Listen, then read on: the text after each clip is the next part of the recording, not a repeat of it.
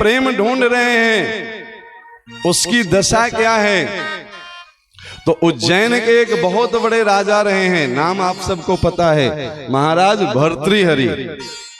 इनके 3 ग्रंथ बहुत दिव्य ग्रंथ हैं।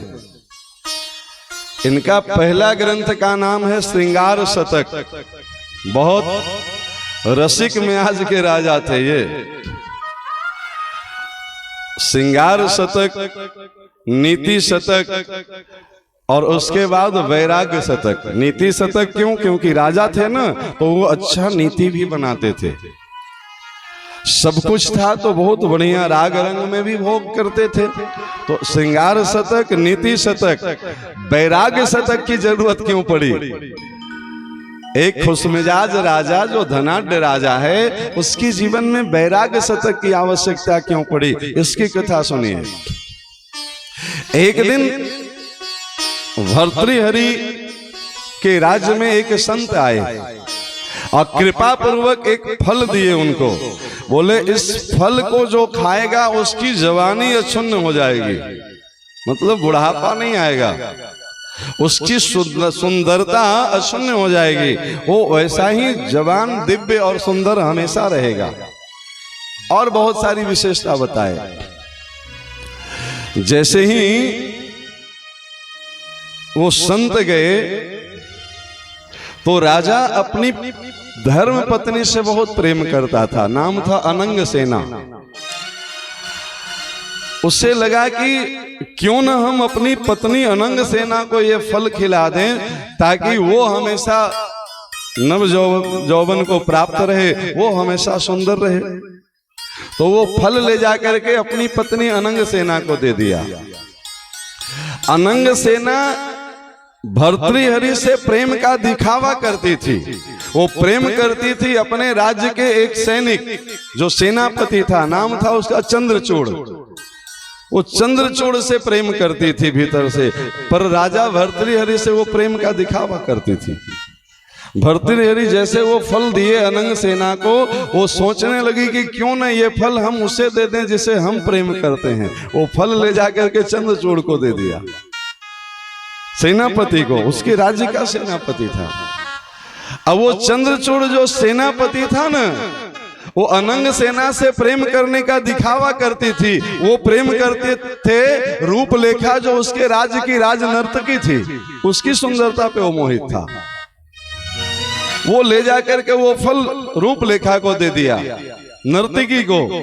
वो नर्तकी रूपलेखा चंद्रचूड़ से प्रेम का दिखावा करती थी, पर वो वास्तविक प्रेम भर्तृहरि से करती थी। वो ले जाकर के फल राजा भर्तृहरि को दे दी। अब आप कल्पना करें कि वो फल जब फिर से राजा के पास पहुंचा तो उस पर क्या बीती होगी। राज्य में जब ये बात का पता चला तो सब कांपने लगे, बोले सबका अब जो है सो सिर कटेगा।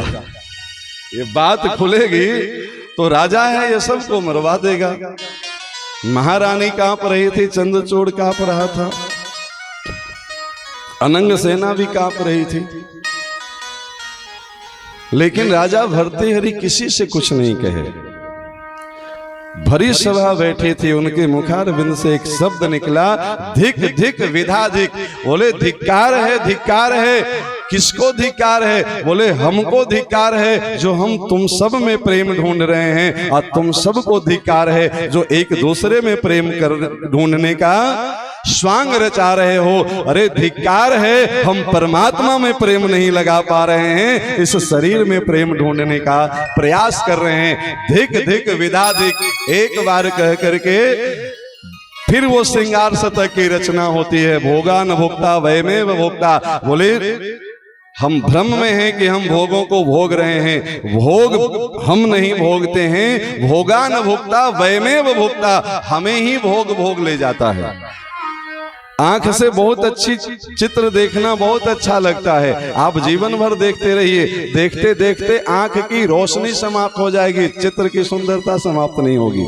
यही है भोगान भोक्ता वयमेव भोक्ता। रसगुल्ला खाना बहुत अच्छा लगता है, खाते रहिए, खाते खाते रसगुल्ला से अरुचि हो जाएगी, रसगुल्ला सृष्टि में नहीं कमेगा, समझे कि नहीं। भोग पदार्थ बढ़ते जाएंगे, आप ही भोग जाइएगा, भोगते भोगते दुनिया से जाना पड़ेगा। भोगा न भोक्ता वयमेव भोक्ता, कालो न वाता वयमेव वाता। काल को हम नहीं जी रहे हैं, काल हमें जी रहा है। लोग बड़ा खुश होते हैं, महाराज हमारी 50वीं वर्षगांठ है, 50वें जन्मदिन मना रहे हैं। खुश होना चाहिए, लेकिन उस दिन यह भी सोचना चाहिए कि मेरे जीवन का 50 वर्ष खत्म हो गया। नहीं, 50वां जन्मदिन का मतलब क्या? 100 साल का उम्र मिली थी, उसमें से 50 वर्ष खत्म हो गए, अब 50 ही बचे हैं। इसको दूसरी दृष्टि से भी देखिए। कालो न वाता वयमेव वाता। फिर श्रृंगार शतक की रचना करके भर्तृहरि वैराग्य शतक की रचना में प्रवेश कर गए। और वैराग्य शतक की रचना में प्रवेश सिर्फ रचना से नहीं हुए, शब्द से नहीं हुए, उन्होंने राज्य का त्याग कर दिया और गुरु गोरक्षनाथ के चरणों में जाकर के बैठ गए। गुरु के चरणों में बैठ जाना मतलब भगवान के चरणों में बैठ जाना। ये है हमारे जीवन में साधना उतरी कि नहीं उतरी। एक और सुंदर सा उदाहरण सुन लीजिए। अपने यहाँ एक बहुत बड़ा संगठन है जिसको संघ के नाम से लोग जानते हैं, राष्ट्रीय स्वयं सेवक संघ, RSS के नाम से जानते हैं। इसमें एक बहुत अच्छे कार्यकर्ता तो क्या कहें, एक बहुत अच्छे संत हुए। कभी किसी जमाने में वो राजा हुआ करते थे, नाम था लटोरी सिंह जी। आप पता कर लेंगे, संघ के बहुत मजबूत पिलर माने जाते हैं। लटोरी सिंह जी कभी राजा हुआ करते थे, जमींदार टाइप का। 4 महीना वो चातुर्मास श्रद्धा पूर्वक करते थे और करवाते थे संतों को निमंत्रण देके अपने राज्य में। उस 4 महीने में एक बार वो 9 दिनों के लिए यही भर्तृहरि का नाटक खेल रहे थे, जिसकी कथा भी सुनाए ना। इन्हीं भर्तृहरि का चरित्र का वो नाटक खेल रहे थे और उसमें भर्तृहरि का रोल वो खुद करते थे, महात्मा लटोरी सिंह जी। भले वो जमींदार थे, पर महात्मा का अर्थ होता है जिसकी आत्मा महान हो, शरीर कहीं सेवा में लगी हो। पहला दिन, दूसरा दिन, तीसरा दिन, चौथा दिन, 5वां दिन, 6ठा दिन, 7वां दिन, 8वां दिन तक की लीला हो गई थी। और लटोरी सिंह जी के घर के भी सारे माता बहनें आती थी नाटक देखने। उसमें उनकी धर्म पत्नी भी आती थी, बहन बेटी भी, बहू भी आती थी। 8वें दिन की लीला पूरी हो गई। 9वां दिन सुबह जैसे ही उठे, लटोरी सिंह जी अपने धर्म पत्नी को बोले कि देखिए आज आप मत आइएगा नाटक में। क्यों? बोले कुछ नहीं, बस 8 दिन तो देख ही लिए ना, आज अब अंतिम दिन है, घर की सारी माताएं बहनें जाएंगी, बहू बेटी जाएंगी, सबको भेज दीजिएगा, बस आप मत जाइएगा। अब माताओं को ये पता चल जाए कि हमारे पति हमसे मना करके कुछ स्पेशल करने जा रहे हैं, तो वहां तो फिर कहां मानने वाले हैं, वहां तो दिमाग बहुत तेज चलती है। तो लटोरी सिंह जी मना करके गए थे कि देवी आप मत आना आज नाटक में, पर वो देवी कहां मानने वाली थी। वो घूंघट निकाल करके और आकर के जहां बैठती थी वहां से हट करके जो बगल की महिलाएं बैठती थी उनके बीच में जाकर के बैठ गई थी। लेकिन पति अपने पत्नी को पहचानने में कैसे चूक सकता है? वो पहचान लिए कि आज श्रीमती जी भी आई हैं, मना करने के बाद भी कोई प्रतिक्रिया नहीं दिए। अपनी पूरी कैरेक्टर को वो जिए, पूरा रोल निभाए और अंतिम में यही वैराग्य शतक का सीन आने वाला था।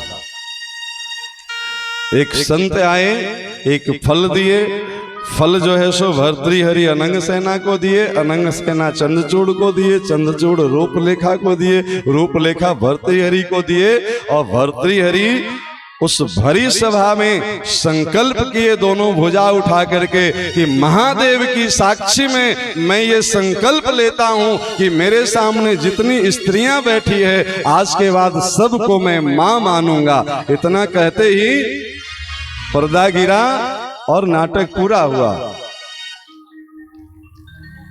और वो भगवा वस्त्र में थे, संघ के कार्यकर्ता थे ना, तो भगवा वस्त्र में वो रोल निभा रहे थे। जैसे ही पर्दा खुली तो उस नाटक में कोई पात्र रहा होगा। एक पात्र हाथ में लिए घर के सारे लोग, रोज का नियम था जब नाटक पूरा होता था तो साथ साथ जाते थे। घर के बच्चे बोले कि पिताजी घर चलिए, नाटक पूरी हो गई। पिताजी बोले अभी ठहर जा, मैं भिक्षा लेकर के आता हूं। अच्छा, पत्नी मना करने के बावजूद आई थी, इसलिए सबसे पहले बिना बताए वो चली गई थी घर। पति मना किए थे ना, तो उन्हें लगा कि अब ये पहुंचे, इससे पहले हम घर पहुंच जाएं ताकि ये आए तो हम घर में मिले। लटोरी सिंह जी हाथ में वो एक कटोरा लिए और अपने घर के दरवाजे पे गए, बोले भिक्षाम देही, माता मुझे भिक्षा दो। बाहर से धर्म पत्नी निकली, बोले स्वामी आप अंदर आओ, बाहर क्यों खड़े हो? बोले देवी मैंने मना किया था कि आप मत आना। क्यों? क्योंकि जब हम अभिनय करते हैं तो उस समय महादेव हमारे भीतर होते हैं, और मैंने महादेव की साक्षी में ये कसम खाया है कि सामने जितनी स्त्रियां बैठी है इसको मैं आज के बाद मां मानूंगा, और उस सामने में तुम भी बैठी थी। आज के बाद अब तुम भी मेरे मां ही हो, इसलिए मां मुझे भिक्षा दो और मुझे विदा करो भजन के लिए। उसके बाद एक दिन भी वो घर में नहीं रुके, समझे कि नहीं? आप चले जाएं, पता कर लें, 10, 20, 50 बढ़िया बढ़िया college, IIT college Latori Singh ji का बनवाया हुआ मिलेगा। वो भीख नहीं मांगते रहे, वो एक जमींदार तो थे ही, वो जगह जगह पे जन कल्याण का काम करवाते रहे। आज भी उनका बनाया हुआ बहुत सारे ऐसे दिव्य संस्था चल रहे हैं जिससे समाज में बहुत अच्छे अच्छे कार्य हो रहे हैं। ये क्या है? कैरेक्टर को जीना, ये बता रहे हैं। नाटक करना नहीं था उनको, उस भर्तृहरि के कैरेक्टर को वो जी रहे थे। हमारे ऋषि